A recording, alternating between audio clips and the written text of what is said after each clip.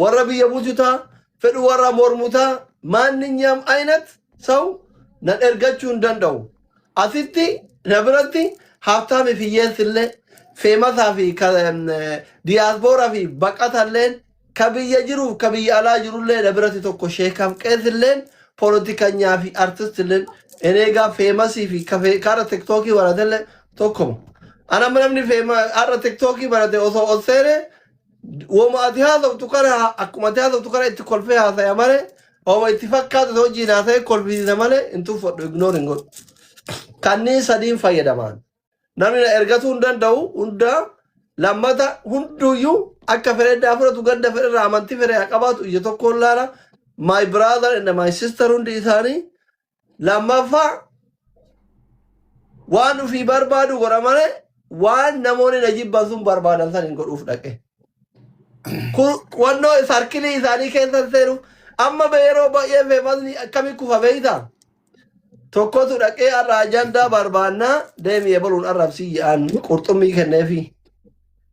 Achiin dirree taphaa keessa seena. Inni taa'ee qama ofii beeki kolfaa qama ofii.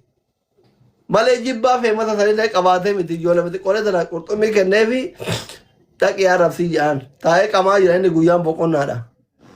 Dhufee deebii deebisa. Walii deebii deddeebisan. Amma maaliifi akka waxamadii san keessa galee jechuu sarkilii keessa galfatan san booda yoo inni dhufee deebii deebise ebaluu suuraa isaa galabbadhaan deebii deebise jedha hunduu dhaqeetuma itti onnoo jedha. Anama duraan guyyatti yoo xiqqaate nama 30 nama 40 na arrabsa amma nama arrabsu darbitee argisa because iyyanii bakka kun hin arguuyyuu deebiyyuu namaan defee dhiisan bakka. እንደዛ ነው የሁዲ ኑዶ ጅራታን ማለ ቀብሶ ከረት ኑዶ ጅራቱ ዶሉ ዋን ሲፋየዱ ከሳ ፍረዳ ዋን ሲን እንፋየነ ጉረ ከናን ገነቃ የቹ ዱማፍ ማልቱ ጅራ ቤታ አማ ሳይንሲ ጋፋ በረቲ ገዲ ፈገነን እላልቱ ሁምኒ በረተ አማ አዮኒ ባየ ጋፋ ላልቱ አማ ከና ኡማማ ቤኩምሳ ኡማማ ቀብ osoo beekumsa uumamaa kanatti osoo kana dabalatte beekta Allahu a'lam biyyattiin maal akka taatu ani hin beeku beekta xiinxalluun waa'ee kan himuun hin rakkisa sii gala walumaa galatti hin baranne jechuu kootii miti beek kennaa rabbiin uumamaan beekumsa sii kenne kanarratti osoo amma waan of qabuuf callise malee bal arraba daangaa nageette muchuun nagooteeti. Dhaggeeffadhu ka asliya dhagan kumna garii haasaa jirra waan ta'eef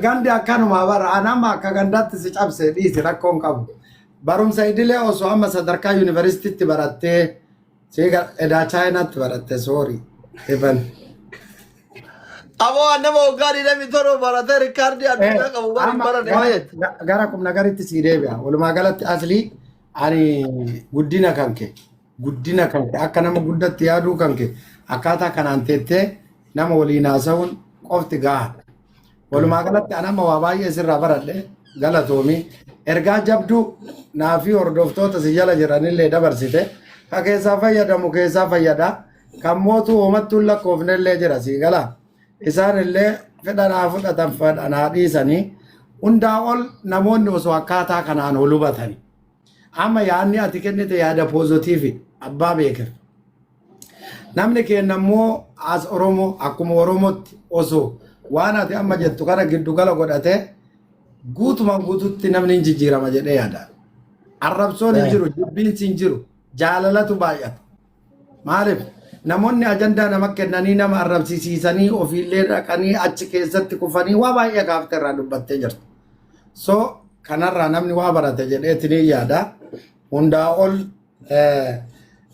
milkaa'inni kee nuufis milkaa'ina jedheetiniin abdadha anis as keessatti of laala jechoota amma ati jettu kana keessatti of laala an kam keessa jira jedha sii gala bakka immoo hanqate itti guuttadha amma black space naa kaayaa deemaa turtes achi keessatti bakka hir'ina qabdu guuttadhu naan jechaa jirti kanaaf anis as keessatti waa baay'ee of arge ati daawwitiidha as keessatti of laalla jabaadhu ati jabaadha wallahi dhugumatti jabaadha. Baguma ilma Oromoo taate osoo saba biraa taate immoo akkaataa kanaan ka deemtu taate guddinni kee muur kanarra dachaan dabala jedheetiin yaada. Nama kana caalaa guddatu rabbi si haa godhu, rabbi si haa mul'isu, mul'isee sin dhabamsiisini. Waliin immoo nama akkaataa kanaan taa'ee haasa'u rabbi nu haa taasisu. Rakkoo bakka rakkoon jirutti immoo walitti himuu danda'uudha qabna. Gaafa ummata kana fuuldura teettee waa haasoftu waa balleessite. Badii balleessite san namni yoo sitti hime lakka ani hin balleessine jettee yoo ka argitee ofirraa difeensi gootu taate moor waa balleessaa deemta. Ani amma akka guddadhu wanti na godhe tokko sihi haadha faaxeeti. Arrabsoon haadha faaxee an amma ammeenyatti fudhatuu danda'a namni tokko tokko. Isinis ammeenya akkanaan qabneen beeka. Garuu jaalala naa qabdu san irratti jaalala naa dabale malee jibbiinsa tokko na keessatti nor. Walumaa kana milkaa'ina sadarkaa amma irra jiru kanaaf sababa ka ta'e isin jala deemu. Wallahi wallahi yeroo tokko tokko amma gaafa giiftii waa isinii darbu bar leeviliin kiyya isinii naa guddate yoo isin amanuu dhabuu dandeettan. Maaliif? Das ileenyaan bakka wallahi osoo waa qabaadhee leenca isinirra oofe natti tolu. Rabbi dunyaa dhuman qabna sitti haa kennu baabaaki. Warti isin gootan wallahi billah gaariidha. Ispeeshaalii arrabsoo san keessaa baate akka sadarkaa paarlaamatti namoota amansiisuu irratti, nama waliif fiduu irratti, nama araarsuu irratti. Abbaa Gadaate, Abbaa Gadaa, Abbaa Gadaa.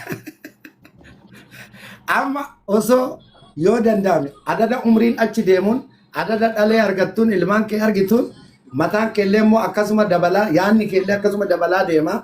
Of fuulduraaf immoo waan yaaddu siif rabbitu beekaa. Ummata Oromoo kana akkuma amanatti himte kana wallahi gaaf tokko sagantaa godhadhu mallattoolee milkaa'inaa fi mallattoolee kufaatii akkaataa kanaan dubbadhu namni achi keessa of laala. Sii galaa. Ati darbuu dandeetta. Asliin bor darbuu danda'a. Asliin biraa dhufuu danda'a.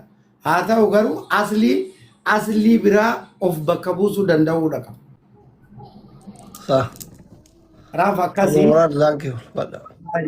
baay'ee natti tolee jira. I am very happy. Si waliinuu akka taa'ee nagaan haasawuu kootti baay'ee gammadee jira. Ulfaadhu galatoomi. Thank you. Thank you. Ulfaadha bakka abamuraa abbaa baabaa Nuuraddiinii. Dubaay yoo dhufe hodha garra kanaa ol.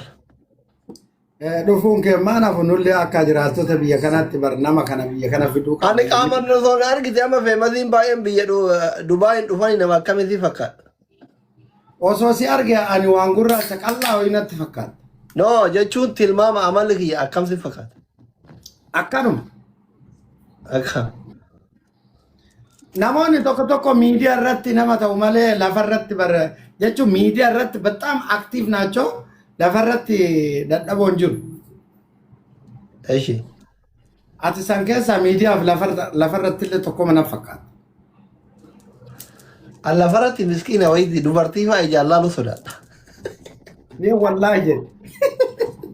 Wallaahi saalfadhaa baran. Ani seenaa kan kee Kadir Shoodde natti Ati nam dubartii addaan hin beeku lafa irratti ol jedhee nama laalu namni akka anaa naamusa qabu hin jiru bar. Andugaa dhabeeta nama kana hin qoradha asli. Anama fakkeenya baagiraawundii kee Kadir Shoodde hin beekta mucaa Kadir jedhama. Ijoollee arba guuguuti. Sumaalee mucaa Sumaalee jedhamu mucaa si erge gara Kaayirootti si erge. Ani jechuun bakka namoota hedduu seenaa isaanii hin gaafadha. Akka nama gugurdaa waa gaafatan kana gaafadha. Ammallee namoota successful ta'an waa gaafachuu barbaada. Keessa nama fakkeenya maraachee fa'aa waliin haasaa hin dubbisaa waa baay'ee irraa baradha. Yaa atillee hin beektaa hanga tokko amala kiyya waa gaafachuun dirqama. Keessaaf osoo hin taane jechuudha. Kanaaf ati namoota waa si gaafatan akkaataa kanaan waa itti namni sirraa waa barataa adeemu. Dhugaa keeti. Bareeda bakka asitti haa tolu gabba'oodha wal agarraa fi. Inshallah hin dhufta ka asli ati yeroo tokko tokko waa'ee dhufiinsa keetii yoo nu haasofnullee qaldimatti ni hiikini. waamicha sii godhuu barbaanna nuti guyyaa shan illeef ta'u kootu deebi. Dubai mana bo.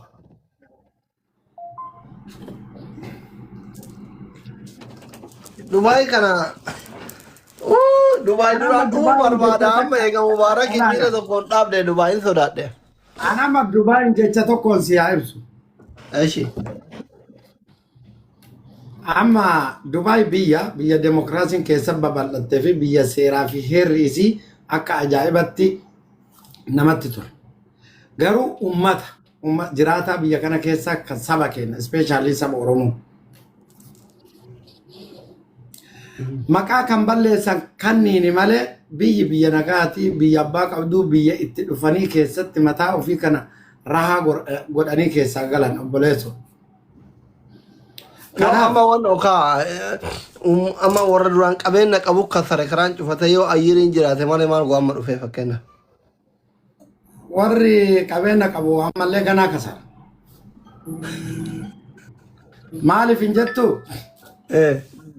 Sababni isaa dur ijoolleen biyyarraa nama fiddi.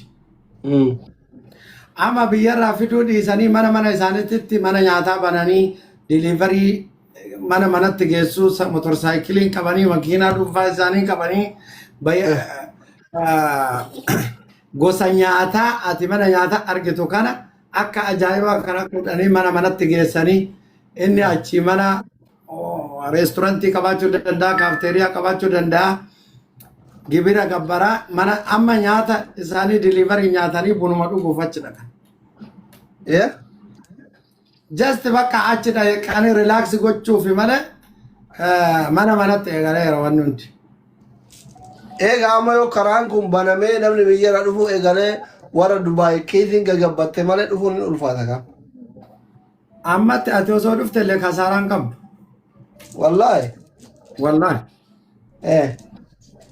Tamadoo ifanne gadi baafna boo. Salphina ati dhuftee antee akka malee nurraa galuun maal taate. Sii miti sheekaa roobetu akka ajaa'ibatti fataa goone biyya galchine. Jilee sheekaa roobee dhufe san xiqqoo wayyaa qabdii bara hunda cufanne. Gizee sheekaa roobee dhufe san xiqqoo wayyaa jira hunda cufanne. Wallaahi. Ekonomiin kun akkuma biyyattiitti yerootti gadi godhataa adeemu malee namoonni illee beektaa of jibbuu yaa'ii yaadda'uu qaala'iinsi kun immoo boru maal ta'ina laata jechuurraa kan ka'e namoonni amma hanga sadarkaa hojimaa dhiisaniitiin yaaddoo keessa seenuu galanna fakkaata. Baqa rabbi alaafisu wala garabaa kiyyaayee gabba wala. Inshallah in ufta ko wala be abo naga amma wallahi billah ka sa umara le mitinam ni kasare le njiru ya baina hota ya dono wala garaba ka ta to lo gash baba aye fayana tay moti ay nagat